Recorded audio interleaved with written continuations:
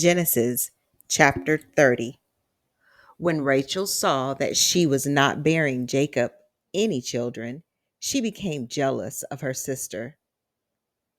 So she said to Jacob, "Give me children, or I'll die." Jacob became angry with her and said, "Am I in the place of God, who has kept you from having children?" Then she said, "Here is Bilhah, my servant. Sleep with her so that she can bear children for me, and I too can build a family through her." So she gave him her servant Bilhah as a wife. Jacob slept with her, and she became pregnant and bore him a son. Then Rachel said, "God has vindicated me. He has listened to my plea and given me a son." Because of this, she named him Dan. Rachel's servant Bilhah conceived again and bore Jacob a second son. Then Rachel said, "I have had a great struggle with my sister, and I have won." So she named him Naphtali. When Leah saw that she had stopped having children, she took her servant Zilpah and gave her to Jacob as a wife. Leah's servant Zilpah bore Jacob a son. Then Leah said, "What good fortune!" So she named him Gad. Leah's servant Zilpah bore Jacob a second son. Then Leah said, "How happy I am!" So she named him Asher. During wheat harvest, Reuben went out into the fields and found some mandrake plants, which he brought to his mother Leah.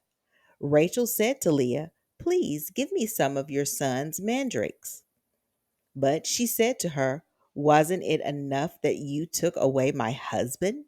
Will you take my son's mandrakes too?" "Very well," Rachel said. "He can sleep with you tonight in return for your son's mandrakes." So when Jacob came in from the fields that evening, Leah went out to meet him. "You must sleep with me," she said. "I have hired you with my son's mandrakes." So he slept with her that night.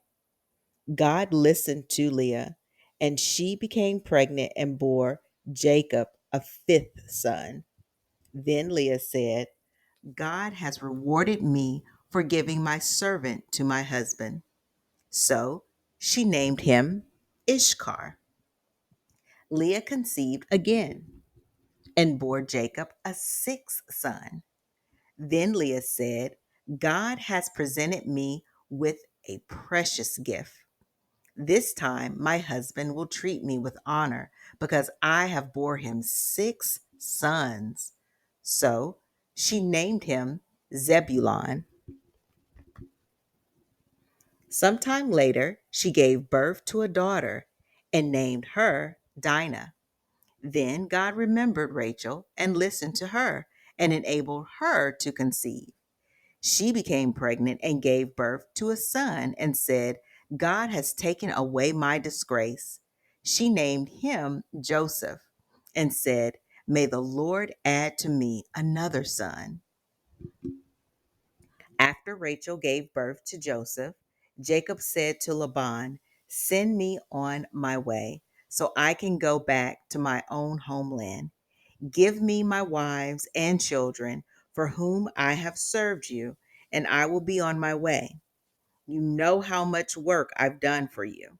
So Laban said to him, "If I have found favor in your eyes, please stay. I have learned by divination that the Lord has blessed me because of you." He added, "Name your wages, and I will pay them." Jacob said to him, "You know how I have worked for you, and how your livestock have fared under my care. The little you had before I came has increased greatly, and the Lord has blessed you wherever I have been. But now, when may I do something for my own household?" "What shall I give you?" he asked. "Don't give me anything," Jacob replied, But if you will do this one thing for me, I will go on tending your flocks and watching over them. Let me go through all your flocks today and remove from them every speckled or spotted sheep, every dark colored lamb, and every spotted or speckled goat. They will be my wages, and my honesty will testify for me in the future. Whenever you check on the wages you have paid me, any goat in my possession that is not speckled or spotted, or any lamb that is not dark colored, will be considered stolen. Agreed, said Laban. Let it be as you have said.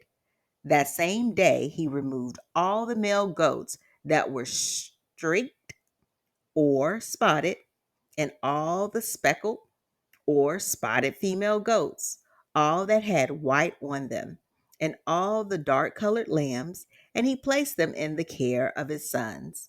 Then he put a 3-day journey between himself and Jacob, while Jacob continued to tend the rest of Laban's flocks.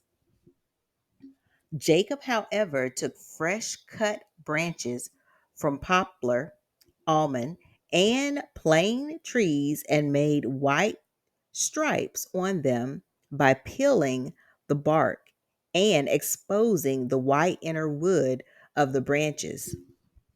Then he placed the peeled branches in all the watering troughs so that they would be directly in front of the flocks, which they came to drink. When they came to drink, when the flocks were in heat and came to drink, they matted in front of the branches, and they bore young that were streaked or speckled or spotted. Jacob set apart the young of the flock by themselves, but made the rest face the streaked and dark colored animals that belonged to Laban. Thus, he made separate flocks for himself and did not put them with Laban's animals. Whenever the stronger females were in heat, Jacob would place the branches in the troughs in front of the animals so they would mate near the branches. But if the animals were weak, he would not place them there. So the weak animals went to Laban and the strong ones to Jacob. In this way, the man grew exceedingly prosperous and came to own large flocks and female and male servants and camels and donkeys.